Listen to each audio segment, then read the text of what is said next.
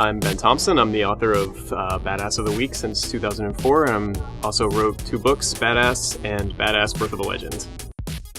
Okay, so Badass Birth of a Legend is basically 40 of the greatest mythological, fictional badasses of all time. So I read everything I can possibly read about some of these insane mythological heroes, villains, monsters, and then I take the entire literature of knowledge on them and I condense it down to about 1,500 words, and I just tell the good parts. I just tell the sex, drugs, rock and roll, violence of mythology. Abraham Van Helsing made the cut, and I think that for every Edward Cullen, there's an Abraham Van Helsing or a Simon Belmont waiting to stake him, because that's what you're supposed to do to vampires. When you're looking at historical or fictional, how is Joan of Arc a badass and Leonidas a badass for saving his homeland from invasion by the enemy, and then on the other hand you've got Genghis Khan, who's massacred entire civilizations purely for his own interests and power. So I think the one thing that draws them both together is determination. So it doesn't matter if you want to save your people or you're just criminally insane, as long as you go completely balls out for it all the time and you don't let anything get in your way. That's badass. This is Sparta!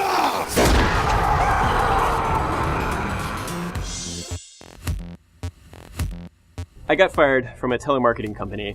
The first time I worked for a telemarketing company, I walked out on the job on my lunch break.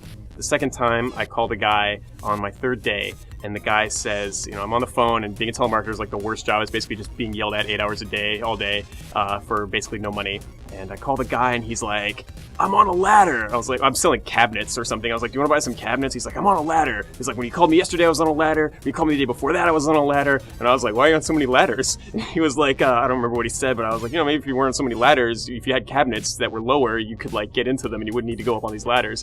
He didn't take that very well, and he said, go to hell. And I said, screw you, buddy. And I hung up, and when I got called almost immediately into my manager's office, and he was had been listening in on the call because I was doing so poorly at selling cabinets. And he was like, you're fired. I was like, that's fair. And then I got up and I walked out of his office and I closed it, and then I went, you can't fire me, this is bullshit. And I erased the entire sales thing on the whiteboard behind me. I knocked some erasers off and I stormed out of there. But I was actually pretty relieved. I just, you have to make a statement. I had thought about hiring a guy to carry sugar glass around, and then I would jump through it on my way in, and then do my entire reading in a ninja mask with a sword.